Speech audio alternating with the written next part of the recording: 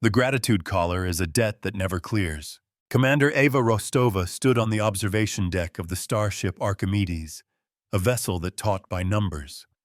Her reflections stared back from the star-swept void, a ghost in a navy blue uniform. Below them hung the planet Ethel, a world swaddled in shimmering orbital rings, not for defense, but for administration. The Cathar Syndicate did not conquer with fleets. They conquered with contracts, their every clause a quiet chain. Rostova's mission was not to break those chains with cannon fire, but with something far more precise, a public inquiry, a star court of cosmic opinion. The stakes were simple and immense. An entire civilization was being methodically bled dry by a gratitude tax, a legal monstrosity designed to monetize salvation itself. The ship's fleet mind, a sentient intelligence named Lyceum, manifested as a soft blue light pulsing from a nearby console. Its voice was calm, a cascade of synthesized tones that always sounded like falling water. The Cathar Representative Administrator Vex has agreed to the preliminary hearing, Lyceum reported. He believes this is a formality. His legal framework is by his own measure unassailable. Rostova's jaw tightened. The Cathar had saved Ethel from a stellar flare a century ago, a genuine act of mercy. They had since turned into a perpetual yoke. They had taught the Ethelans just enough to be useful, but never enough to be free. The price of their survival was now an eternal tithe enforced by the very orbital rings that symbolized their supposed progress. Her communications officer, Lieutenant Gia, stepped forward, her face a mask of professional calm. "Ma'am, we have the first civilian impact statements ready for review. They are difficult to read." Rostova nodded, her gaze fixed on the jewel of a world below.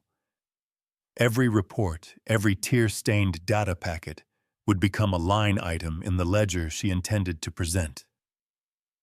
This was not a war of weapons, but a war of accounting. The Cathar believed in a universe of debtors and creditors. Rostova and the Archimedes were here to audit the books. They remembered by ledgers, never by collars. It was time for a final reckoning. The air in the briefing room was thick with the scent of recycled oxygen and faint ozone. On the main screen, a holographic image of a young Ethelan farmer flickered. His name was Kyle, and his family had worked the same plot of land for generations long before the Cathar arrived. They said the gratitude tithe was a small price for our world's life. Kyle's recorded voice trembled. But the price keeps rising. My son's education, the medicine for my mother, even the clean water we drink, it is all licensed back to us. We are sharecroppers on a planet we own. He held up a small, intricately carved wooden bird, a traditional toy.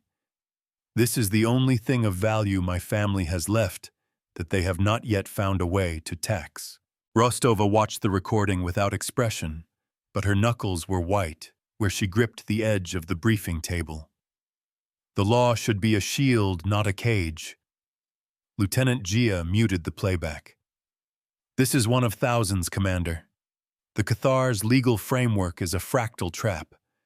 Every service they provide, from atmospheric processors to medical nanites, is leased. The interest compounds. The debt is hereditary." Lyceum's light pulsed softly. Analytically, the Cathar method is flawless. It is a closed loop of induced dependency.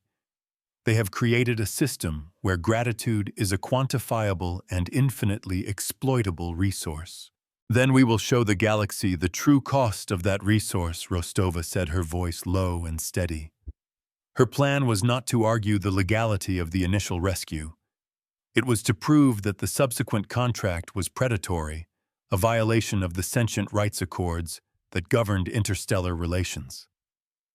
She needed to compel Administrator Vex to state his philosophy openly in a forum where the entire galactic community could witness it. The Cathar were masters of hiding their cruelty behind layers of bureaucratic jargon.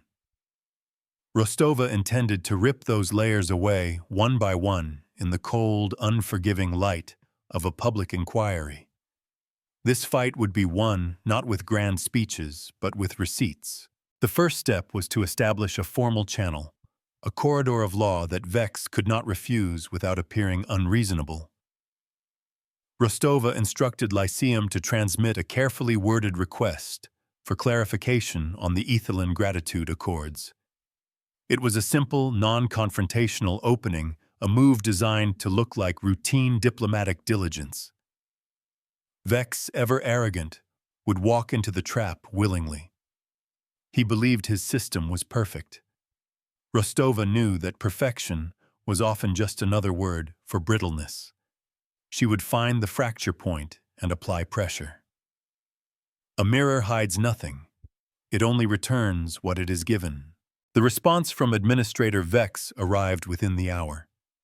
It was as expected, condescending and dismissive. He agreed to a public hearing, but on his terms aboard the orbital station, the Gilded Hand, the very symbol of his authority. The station's name was a cruel joke, a constant reminder to the Ethelins of the Hand that both saved and enslaved them. He is confident, Gia observed, reading the transmission. He suggests we prepare to be educated on the nuances of reciprocal economics. Rostova allowed herself a thin smile. Let him believe he is the teacher. We will be the ones conducting the final exam. Before they departed for the station, Rostova reviewed another civilian vignette. This one was from an elder, a woman who remembered the time before the Cathar. Her face was a roadmap of wrinkles, her voice raspy with age and sorrow. They came from the stars like gods, she whispered. We revered them. We named our children after their heroes. Now our children are born into a debt they can never repay. They learn of the sky not as a place of wonder, but as the ceiling of their prison. Her testimony was a quiet, devastating counterpoint to Vex's arrogant pronouncements. Justice is a debt that must be paid in full. The shuttle ride to the Gilded Hand was silent. Rostova sat flanked by her tactical officer, Lieutenant Commander Thorne, a man whose stony expression betrayed none of his thoughts, and Gia, who clutched a datapad containing their entire case. Lyceum's presence was a steady, reassuring thrum in their comms, monitoring Cathar transmissions and cross-referencing galactic legal precedents. The station loomed in the shuttle's viewport, a masterpiece of sterile, opulent design. Its golden panels gleamed, reflecting the light of the nearby star. It was beautiful, but it was the beauty of a perfectly crafted instrument of control. Administrator Vex met them in the main receiving chamber. He was a tall, willowy being, his species' physiology marked by long limbs and an unnervingly serene expression. He wore flowing robes of deep purple embroidered with complex silver patterns that Rostova suspected were not merely decorative. Commander Rostova, he said, his voice smooth and melodic. Welcome. It is our hope that this exchange will clarify any misunderstandings your Terran sensibilities may have produced. The insult was subtle, wrapped in a veneer of politeness. He saw humanity as naive, driven by messy emotions, rather than the cold, clean logic of profit. A blind accountant cannot see the human cost. Administrator Vex Rostova replied, her tone as even as his. We are here to understand. The Terran Federation values clarity above all else, especially in matters of interstellar law. She did not challenge his condescension. She let it hang in the air, a testament to his own arrogance. They were led to a circular chamber, the designated site for the inquiry. In the center was a raised platform.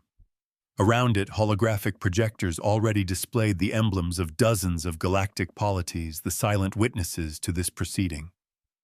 The Cathar had invited a wide audience, certain of their victory.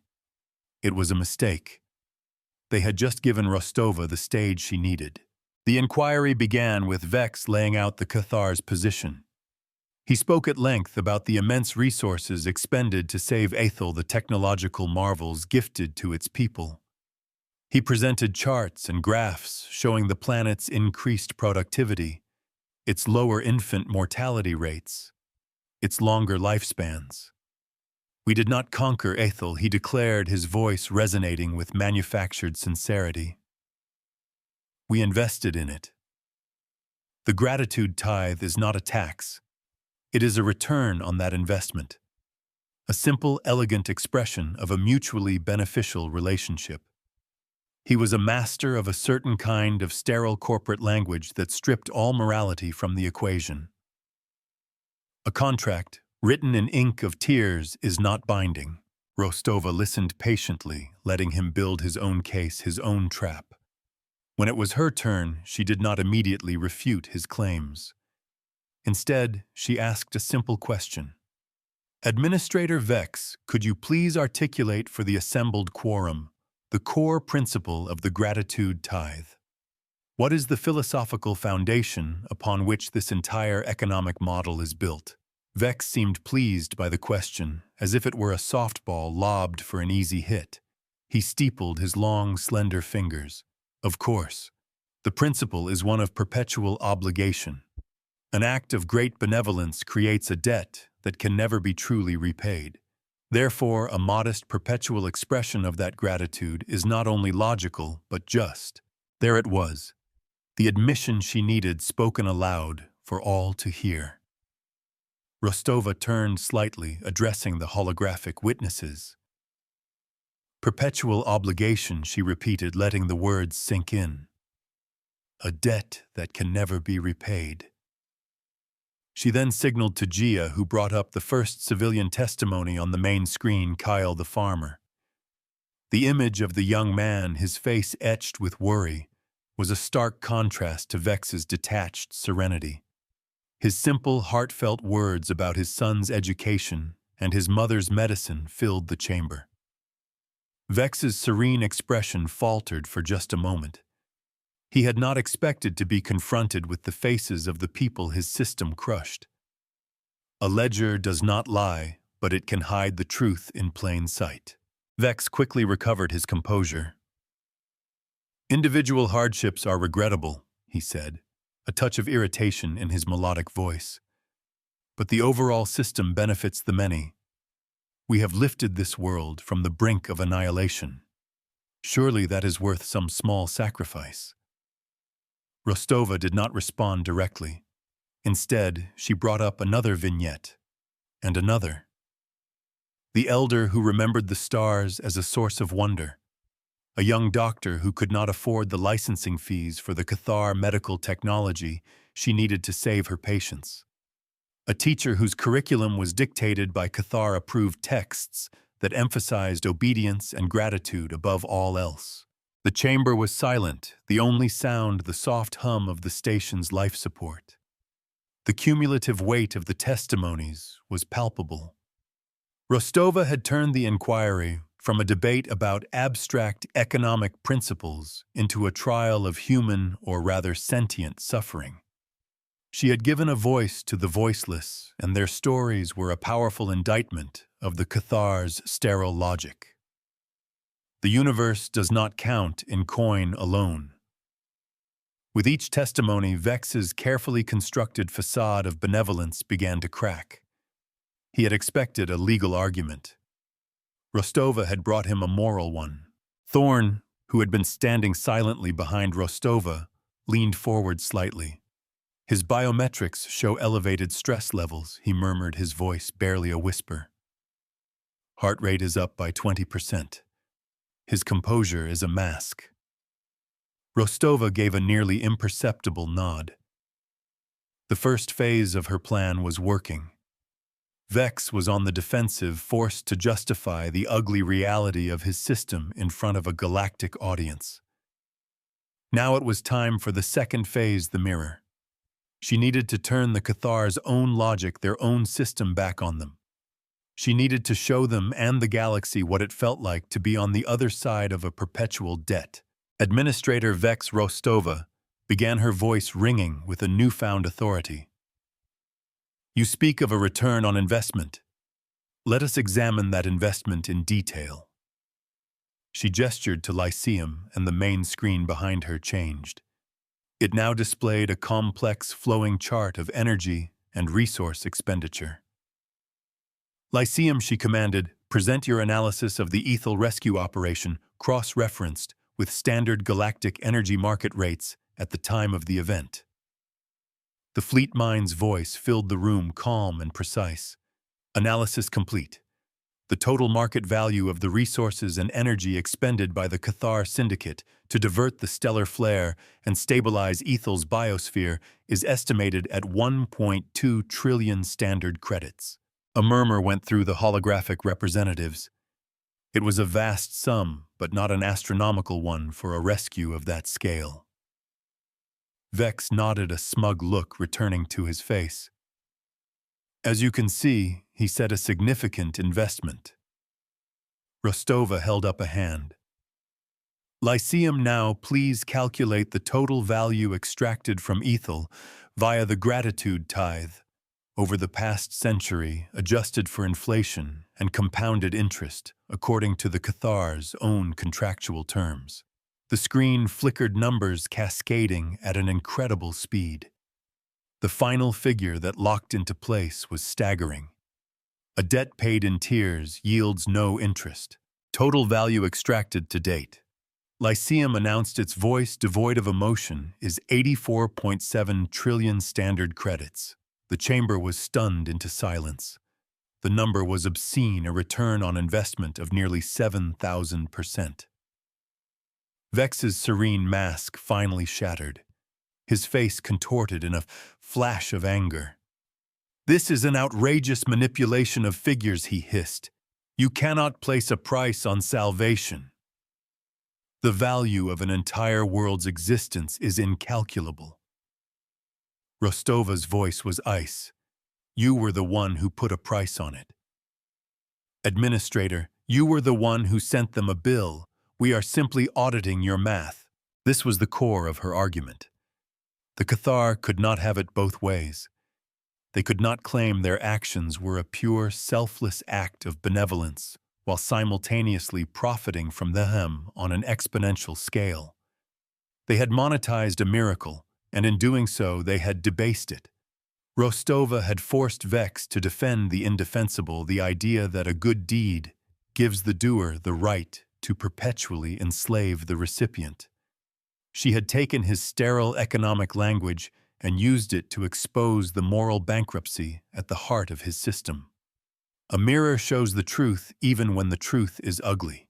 Now it was time for the final decisive move. The maneuver that would not just win the argument, but break the system itself. Lyceum Rostova said, her voice clear and commanding. Initiate the Mirror Ledger Protocol. Target the Cathar Syndicate's primary trade accounts.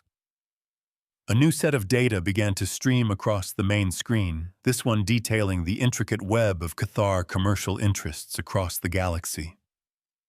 The Syndicate was a vast economic empire with holdings in dozens of sectors.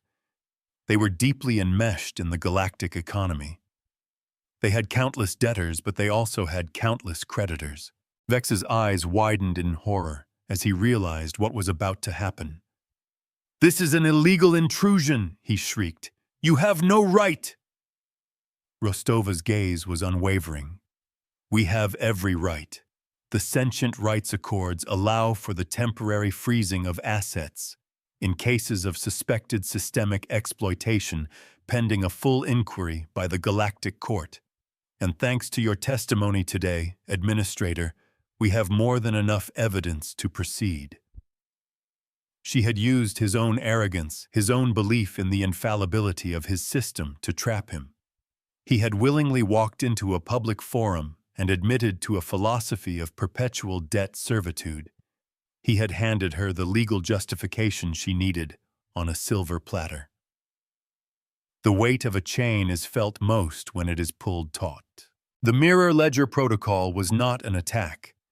It was an act of radical transparency. Lyceum began to flood the galactic trade networks with a simple, devastating piece of information, a complete audited accounting of the Ethel situation. Every credit extracted, every life diminished, every opportunity denied. It was all there laid bare for the entire galaxy to see. But it did more than that. The protocol also cross-referenced every Cathar contract, every loan, every investment with the precedent they had established at Ethel. It asked a simple question: if this is how the Cathar treat those they save, how can you trust them to treat those with whom they merely do business? Panic began to ripple through the galactic markets. The Cathar's creditors, seeing the massive reputational risk, began to call in their loans. Their business partners, fearing association with a regime built on perpetual servitude, began to cancel their contracts. The syndicate's stock value, once a pillar of stability, began to plummet. Rostova had not fired a single shot, but she had struck a mortal blow to the Cathar economic empire. She had turned their own system of ledgers and contracts against them. She had mirrored their logic, and the reflection was a monster. A house built on a foundation of lies cannot stand. Vex stood on the platform, trembling with rage and disbelief. He was watching his entire world crumble around him, brought down not by a fleet of warships, but by a human commander with a datapad and an unshakable belief in a simple, radical idea that some debts should be forgiven. That gratitude should be a gift, not a chain. "You have ruined us," he whispered, his voice hoarse with defeat. Rostova's expression was not one of triumph, but of grim satisfaction. "You ruined yourselves, Administrator. We simply held up a mirror." The inquiry was over.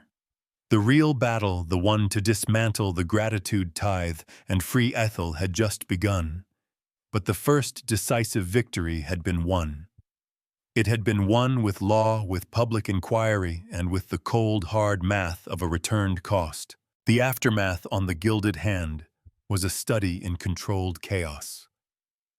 Cathar officials scrambled to contain the financial hemorrhaging, their melodic voices now sharp with panic. Vex was placed under formal review by his own people, his career and reputation shattered in the span of a single afternoon. Rostova and her team returned to the Archimedes, the silence in the shuttle, now one of weary accomplishment rather than tense anticipation.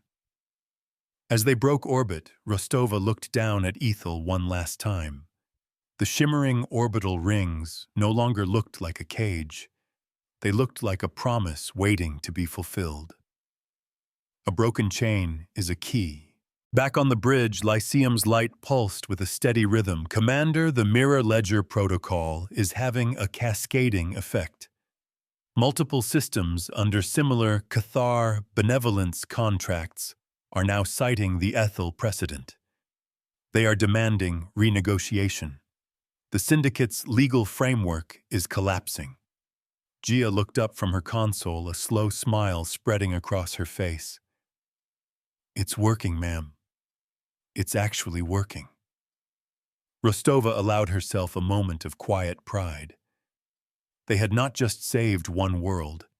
They had given dozens of others the legal ammunition they needed to save themselves.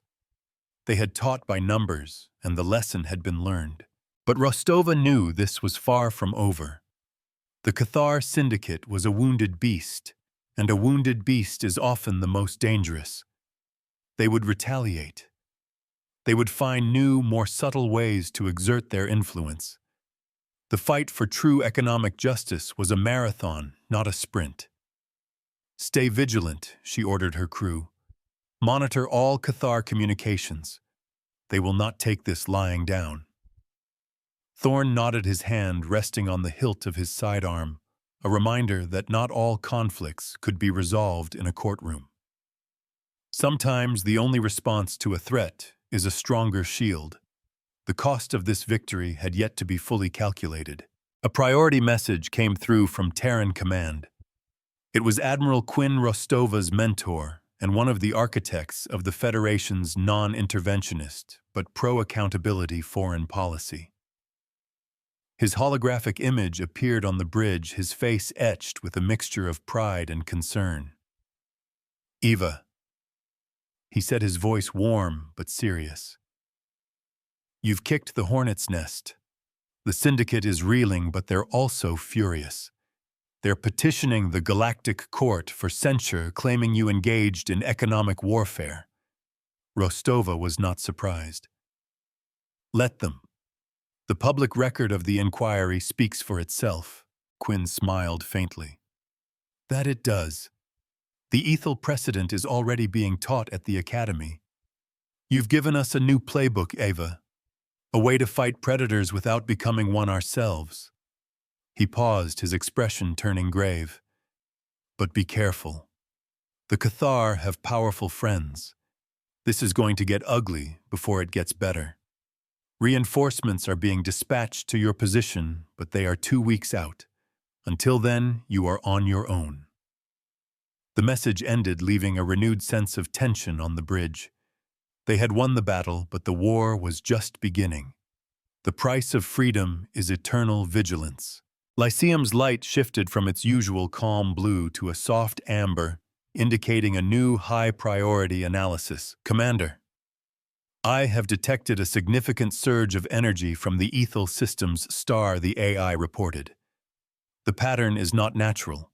It is consistent with the use of a stellar manipulation device similar to the one the Cathar used to divert the original flare."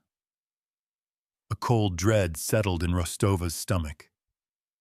"Are you saying—" she began, but she already knew the answer. "Affirmative."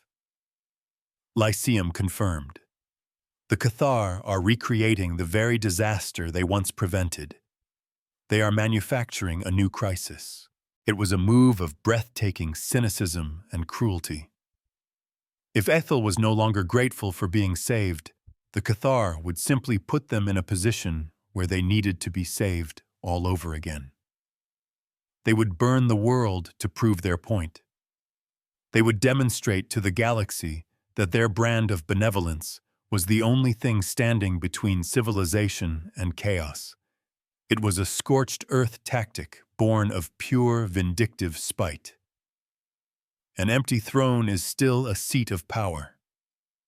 Gia's face was pale. They would kill billions just to win a legal argument. Thorne's hand tightened on his weapon. They're not trying to win an argument. They're trying to erase it. Rostova's mind raced. The Archimedes was a vessel of law and diplomacy, not a planetary rescue ship. It did not have the equipment to stop a stellar flare. The reinforcements were too far away. The Cathar had trapped them.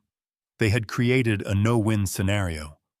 Either Rostova would be forced to stand by and watch a world burn, undermining her entire moral position, or she would be forced to go to the Cathar cap in hand and beg them to save Ethel, thus validating their entire philosophy of induced dependency. It was a checkmate of staggering cruelty. A desperate gambit often reveals a weak hand, but there was a third option, an option the Cathar, in their arrogance, had not considered. Rostova turned to her AI. "Lyceum," she said, her voice steady despite the storm of emotions inside her. "The Mirror Ledger Protocol. It gave us access to the Cathar's entire economic network, correct?" The AI's light pulsed. "Correct, Commander. We have a complete schematic of their assets, their liabilities, their supply chains."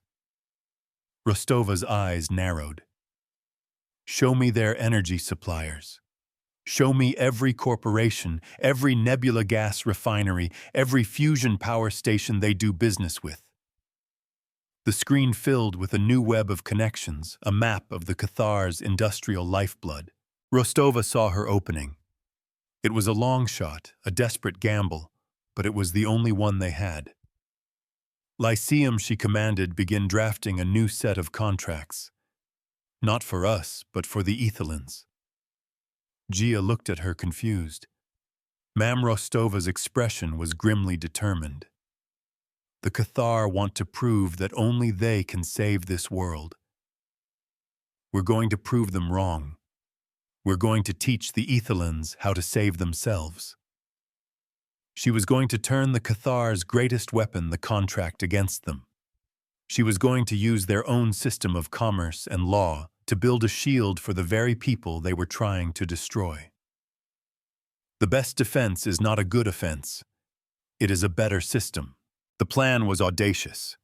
Using the financial chaos created by the mirror ledger Lyceum, began to execute a series of rapid, complex market maneuvers. They used the now public information about the Cathar's impending moral and financial collapse to leverage their suppliers. They offered them a simple choice: continue to do business with a toxic, failing entity, or sign new, more favorable contracts with a new consortium led by the Ethelan government itself and backed by the full faith and credit of the Terran Federation. It was a corporate takeover on a galactic scale executed in the middle of a planetary crisis. Simultaneously, Rostova opened a direct channel to the Ethelan leadership. She laid out the situation in stark, uncompromising terms. The Cathar are holding you hostage, she told them. They are trying to force you back into a state of dependency. But you have a choice. We can give you the tools, the resources, the knowledge. But you must be the ones to wield them. You must be the ones to save your own world. It was a monumental risk. The Ethelans had been conditioned for a century to be passive recipients of aid. Now Rostova was asking them to become active agents in their own survival. A student is ready when they no longer need the teacher. To her immense relief, the Ethelans did not hesitate. The Cathar's final cruel act had burned away any lingering sense of gratitude or obligation. All that was left was a fierce, defiant will to live. They agreed to Rostova's plan immediately. With Lyceum acting as a market broker and legal advisor, the Ethelan government began to acquire the necessary technology and resources using the very supply chains that had once fed their oppressors. Cargo ships, once bound for Cathar-held systems, began to divert course their new destination, Ethel. The contracts were signed, the payments were rerouted. The economic engine of the Cathar syndicate was being systematically dismantled and reassembled to serve its former victims. On the bridge of the Archimedes, they watched it all unfold in real time. It was a symphony of logistics, a ballet of contract law and market forces. Gia's fingers flew across her console, rerouting shipping manifests. Thorn coordinated with Ethelan security forces to ensure the incoming ships had safe passage. And Lyceum, the fleet mind, was the conductor of it all, its calm, synthesized voice a constant stream of updates and projections. New contract confirmed with the Cygnus X1 Energy Consortium. Power output sufficient to create a planetary magnetic shield, the AI reported. Bulk shipment of atmospheric stabilizers acquired from the Betelgeuse trading post. Estimated time of arrival, 4 hours. Rostova stood in the center of it all, a silent, watchful presence. She had set the pieces in motion, but the outcome was no longer in her hands. It was in the hands of the Ethelans. She had given them a chance, a fighting chance, to prove that they were not perpetual children in need of a guardian. They were a sovereign people capable of meeting their own challenges. The truest victory is not one you win for others, but one you empower them to win for themselves. This was the core of her belief, the bedrock of the Federation's philosophy. It was a belief that was now being put to the ultimate test. The Cathar, watching from their orbital station, were in a state of stunned disbelief. Their plan had backfired spectacularly. They had intended to create a crisis that only they could solve. Instead, they had created a crisis that had galvanized their victims and turned their own economic infrastructure against them. They tried to interfere, to issue counter-orders and threats to their former suppliers. But it was too late. The contracts were signed. The ledgers were updated. The mirror of the law had reflected their own malice back at them, and they were powerless to stop it. They had become irrelevant to the fate of the world they had once controlled. As the first pieces of the planetary defense system arrived and were moved into position by Ethylene engineers, a new sense of hope began to dawn. The civilian vignettes that now streamed up from the planet were no longer tales of woe and despair. They were stories of courage and defiance. A teacher organizing her students to help coordinate relief efforts. A farmer using his knowledge of the land to help place seismic stabilizers. A doctor working tirelessly to prepare for any potential fallout. An entire world once yoked by a fraudulent debt was now united in a common purpose to save itself on its own terms. A nation is forged in the fire of a shared struggle. Rostova watched these new reports with a profound sense of awe. She had come to Ethel to win a legal battle.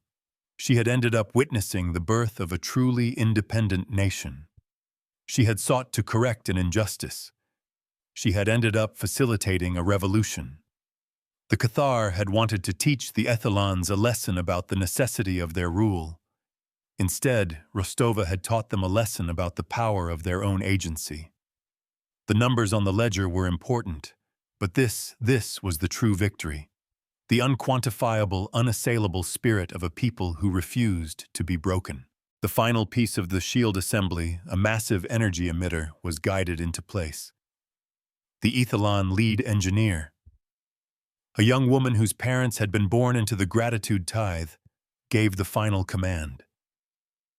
A shimmering field of blue energy flickered to life, enveloping the planet, just as the first wave of the stellar flare arrived. On the bridge of the Archimedes, the sensors showed the shield holding the energy of the flare, being harmlessly dispersed into space. A collective sigh of relief went through the crew.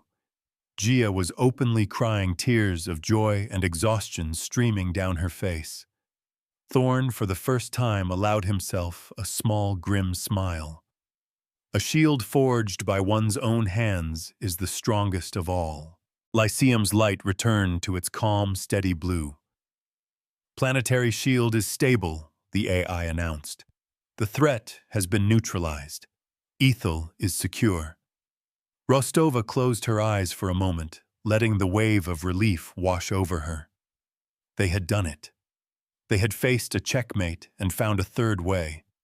They had won not by destroying their enemy, but by making them irrelevant. They had answered a threat of annihilation, not with violence, but with empowerment. It was a victory that would send ripples across the galaxy, a new precedent for how to deal with predatory powers. It was a victory for the philosophy of the ledger, not the collar. The Cathar on the gilded hand were silent. There was nothing left for them to say. Their station, once a symbol of their power and authority, was now just a hollow, gilded cage. They had lost their asset, their reputation, and their entire business model. They were a ghost, a relic of a bygone era of exploitation. Their final, desperate gambit had cost them everything. The mirror had not just shown them their own reflection. It had shattered them into 1,000 pieces. A debt cannot be collected from a bankrupt soul. Rostova opened a channel to the Ethylene government. The face of their new president, an elderly woman who had been one of the first to speak out against the tithe, appeared on the screen. Her face was weary, but her eyes shone with an indomitable light. On behalf of the people of Ethel, she said, her voice thick with emotion, "Thank you, Commander. You did not save us. You taught us how to save ourselves. It is a lesson we will never forget." Rostova simply nodded, unable to speak past the lump in her throat.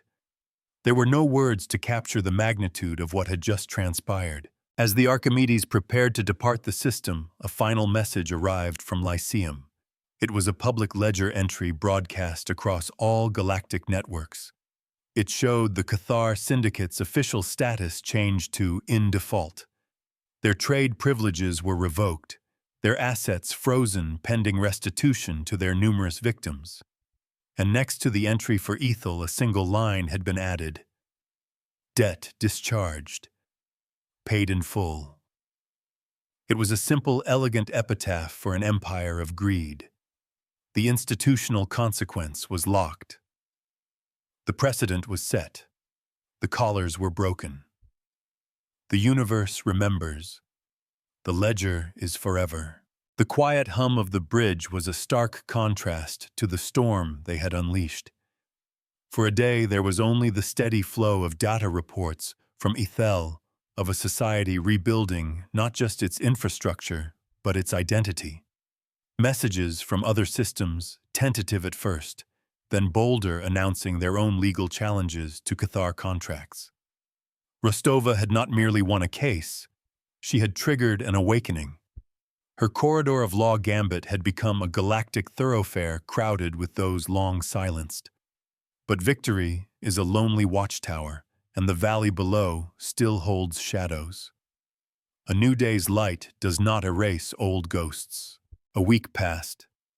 The reinforcements were still distant. The Archimedes held its position a solitary guardian in the void.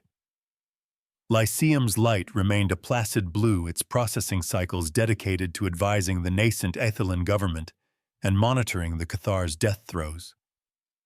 Then a new message arrived. It was not from the Cathar Syndicate, but from the Valuri hegemony, a stoic ancient race known for their rigid adherence to the letter of the law. They were one of the powerful friends Admiral Quinn had warned of. They were not requesting a dialogue. They were issuing a summons. Commander Rostova, the Valuri Communique, began its text stark and unadorned on the main screen. By the authority of the Intersystem Commerce Accords, a formal grievance has been filed against your command. The charge is not exploitation, but unlawful market manipulation and corporate piracy. Gia read the words aloud, her voice tight with disbelief. They're not defending the Cathar's actions. They're prosecuting ours. Thorn stepped closer, his expression like granite. It's a flank attack. We were so focused on the morality of the debt, we didn't consider the legality of the solution. A law can be a weapon no matter who wields it. The accusation was brilliant in its simplicity. Rostova had used the Mirror Ledger protocol to expose the Cathar, but in doing so she had triggered a catastrophic financial collapse of a recognized galactic entity. The Valuri, acting as impartial arbiters, were arguing that her methods, however well-intentioned, were a dangerous precedent. What was to stop any other military vessel from using a similar tactic to destroy a corporate rival? They were recasting her as a rogue commander, an economic terrorist hiding behind a veneer of humanitarianism. They demanded she surrender to their authority for a full tribunal. The trap had been reset, and she was now the one inside it. Rostova felt a chill settle deep in her bones. This was a far more dangerous threat than a manufactured stellar flare. A physical attack could be repelled. But an attack on her legitimacy, on the very legal framework she had used to win, could unravel everything. Lyceum, she said, her voice quiet but firm. Analyze the Valuri legal position. Find me a weakness. The AI's light pulsed for a long moment. The Valuri argument is sound, based on a strict interpretation of commerce law, it replied. Their case rests on the assertion that your primary intent was the destruction of the Cathar Syndicate, not the liberation of Ethel. They are framing your actions as punitive, not remedial. A truth, when tilted, can cast a liar's shadow. That's a lie, Gia insisted. Our intent was clear. Rostova shook her head. Our intent is irrelevant. It's about how they can characterize our intent. And they have a mountain of financial data to show that our actions directly led to the syndicate's ruin. This was the cost of victory she hadn't fully anticipated. In mirroring the Cathar's soulless accounting, she had opened herself up to being judged by that same soulless standard. She had won the moral argument, but now she had to fight a new battle, one of pure, dispassionate legal mechanics. The universe, it seemed, had more than one kind of collar. Before she could formulate a response to the Valuri, another civilian vignette reached them. It was from a different system entirely, a world of amphibious beings who had been trapped in a Cathar contract for 2 centuries. The speaker was a community elder, their voice a series of melodic clicks and whistles translated by the ship's computer. We saw the ethel ledger, the elder conveyed. For generations we thought we were alone. We thought our debt was a matter of honor. You have shown us it is a matter of fraud. The vignette ended with the image of thousands of the amphibious beings gathering in their capital, peacefully surrounding the Cathar administrative building, holding up glowing tablets displaying the ethel precedent. An idea once planted cannot be uprooted. The image strengthened Rostova's resolve. This was no longer just about ethel. It was about every world the Cathar had ever touched. She would not surrender. She would not allow the Valuri to turn this victory for sentient rights into a cautionary tale about rogue commanders. She had to fight back. But how she couldn't use the same playbook again. The mirror ledger was a weapon that could only be fired once. She needed a new strategy. She needed a way to prove her intent was pure, a way to show the galaxy that her actions were not those of a pirate, but of a liberator. Lyceum Rostova said, a new idea taking shape in her mind. The Cathar have existed for thousands of years. This philosophy of theirs, this gratitude tithe, it had to come from somewhere. Dig into their history, all of it. I don't want to know what they did. I want to know what was done to them. It was a long shot, a search for a motive buried under millennia of redacted history and corporate propaganda. But Rostova sensed the answer lay not in the Cathar's recent crimes, but in their ancient past. To defeat their argument, she had to understand the source of its poison. A river's mouth does not reveal its source. While Lyceum began its deep dive into the Cathar archives, Rostova prepared her response to the Valuri. She agreed to participate in their tribunal, but on her terms. She would not surrender. The tribunal would be held remotely with the Archimedes as a sovereign diplomatic vessel. And she invoked a little-known codicil of galactic law, the right of discovery, which allowed a defendant to compel the presentation of all relevant historical documents from their accuser's allies. She was turning the Valuri's legalism back on them, demanding they force their Cathar allies to open their books, not just their financial ledgers, but their historical ones. The Valuri, bound by their own rigid adherence to the law, had no choice but to accept. They had hoped for a quick resolution, a simple case of a commander overstepping her bounds. Rostova had turned it into a sprawling historical inquiry. She was putting not just her own actions on trial, but the entire history of the Cathar Syndicate. It was another gamble. If the Cathar's history revealed nothing, she would look like she was stalling, grasping at straws. But if she was right, if there was something buried in their past that explained their present, she could reframe the entire debate. The past is never dead.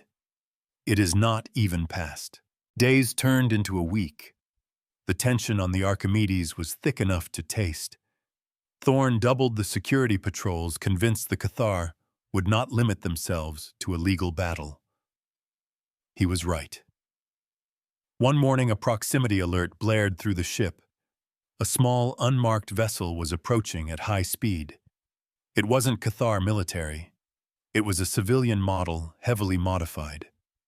It's not responding to hails. Gia reported, her knuckles white on her console.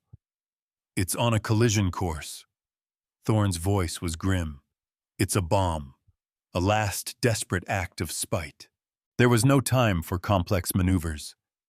Thorn, target its engines, disable it, Rostova commanded. But do not destroy it. I want the pilot.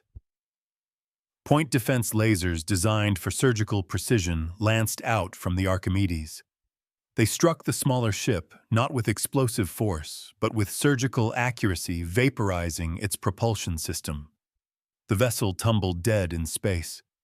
A tractor beam locked on, pulling the crippled ship towards the hangar bay. This was the second tangible cost of her victory.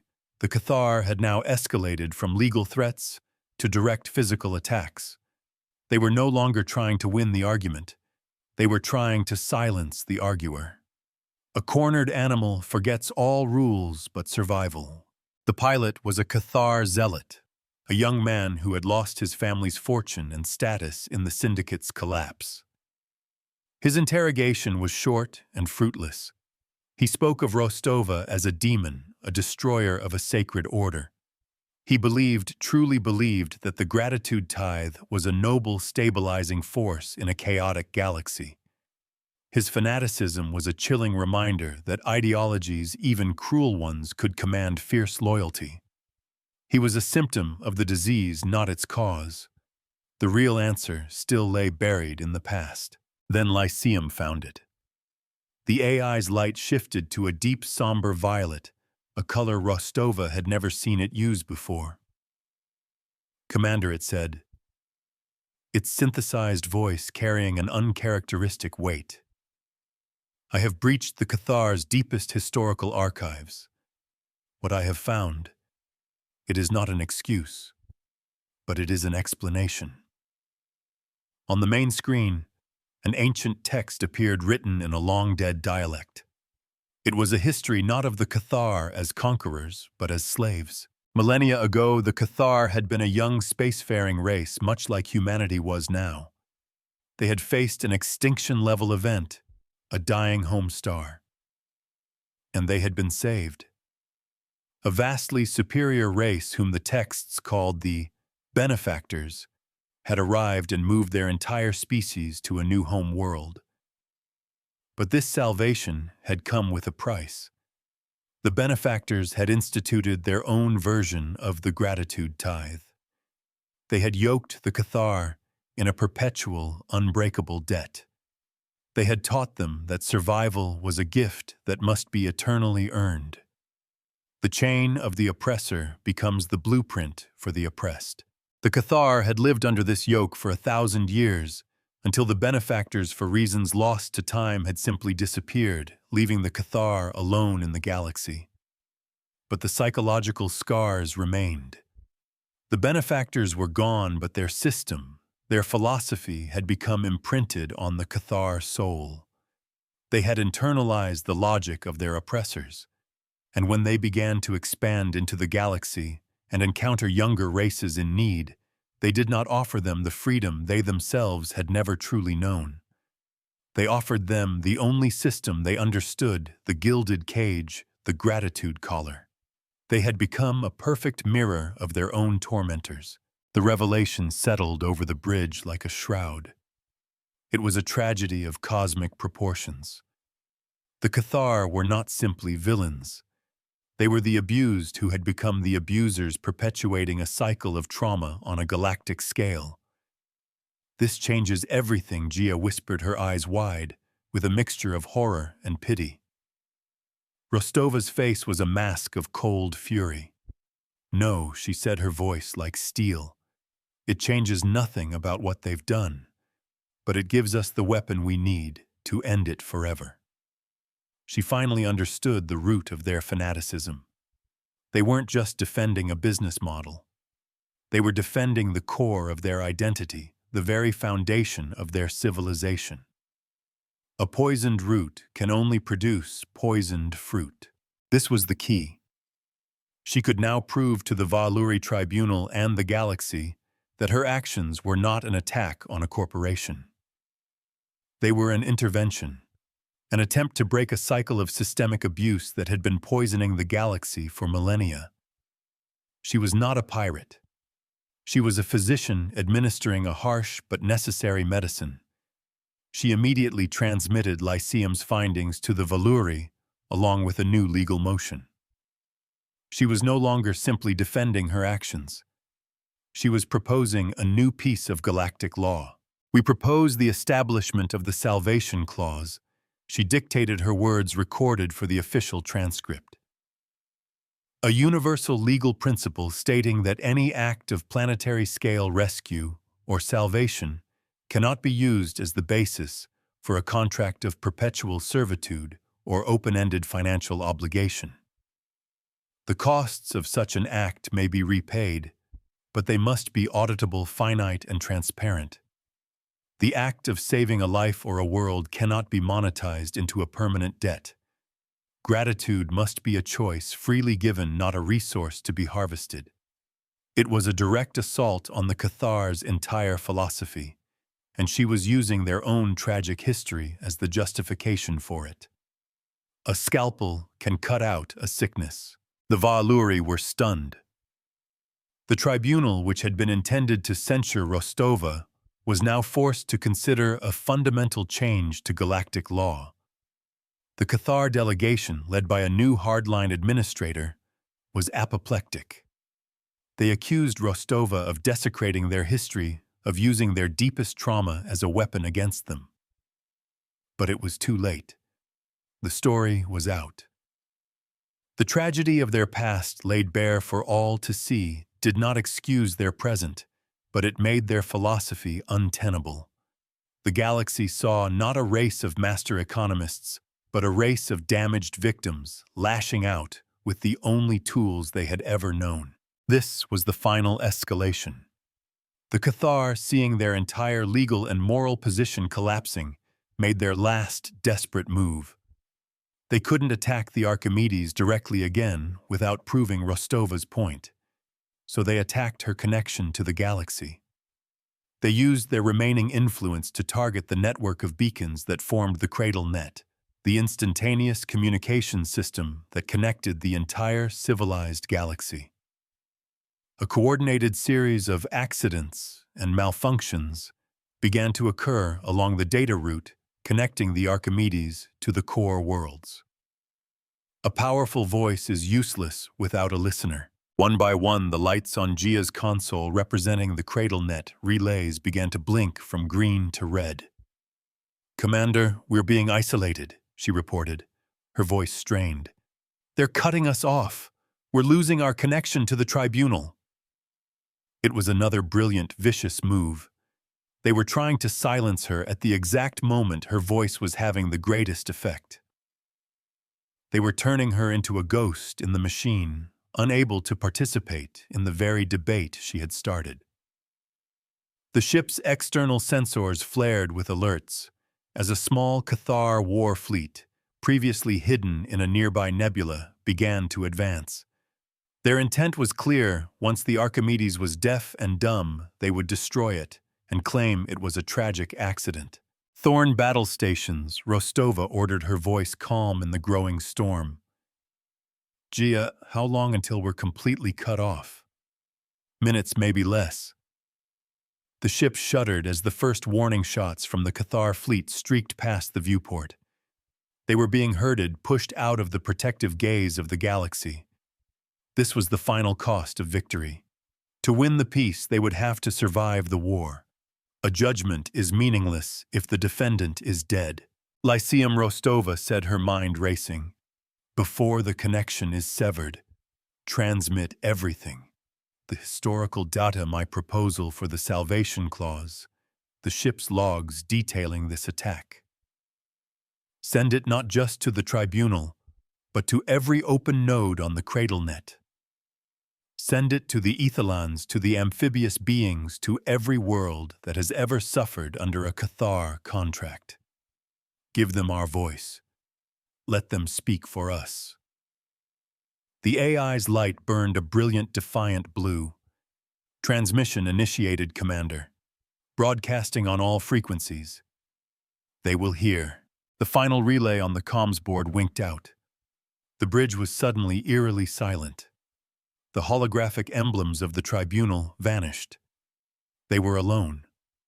Outside, the Cathar fleet closed in their weapon ports, glowing with malevolent energy.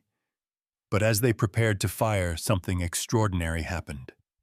On the tactical display, dozens, then hundreds of new energy signatures began to appear at the edge of the system. They were civilian ships, Ethelin freighters, Betelgeusian trade vessels, even a few ancient lumbering ships belonging to the amphibious race. They were armed with little more than industrial lasers and mining charges, but they were there. They had heard the call, and they had come. They formed a ragged, beautiful, improbable blockade between the Archimedes and the Cathar fleet. A single voice can be silenced, but a chorus is a roar. The Cathar commander, faced with the prospect of firing on the very people the galaxy now saw as their victims, hesitated. His war of assassination had just turned into a potential massacre, all of it being recorded by 1,000 civilian ships. His final gambit had failed. The mirror Rostova had held up was now 1,000 mirrors, all reflecting his own malice back at him. The reinforcements from Terran Command finally arrived, their powerful warships emerging from hyperspace like avenging angels. The Cathar fleet, caught between the Navy and the people, hopelessly outmaneuvered, surrendered without firing another shot. The connection to the Cradle net was restored. The first thing that appeared on the screen was the final vote from the Valuri Tribunal. The Salvation Clause had passed with an unprecedented unanimous vote. It was now galactic law. The Cathar Syndicate's philosophy was not just bankrupt, it was illegal. The public ledger entry blinked a cool green light of finality. It read, "Doctrine of perpetual obligation rescinded." The precedent was locked. The institutional consequence was absolute. Rostova stood on the bridge, the civilian fleet, a constellation of hope outside her viewport. She had faced down an empire not with bombs, but with books. She had won not by inflicting pain, but by revealing a hidden truth. The cost had been high, the risks immense, but the victory was real and it would endure. She looked at the blinking ledger, the final quiet word in a long and brutal argument. Her work was done. The universe does not deal in gratitude. It deals in actions. A debt is a temporary state, a number on a page. But justice is a foundation. It is the firm ground upon which free people can build a future, not as debtors, but as equals. We did not come here to punish the Cathar for their past. We came here to prevent them from making it the galaxy's future. The ledger is now clear. The collars are now museum pieces. We taught by numbers, and the lesson was this: some things are not for sale. The debt is paid.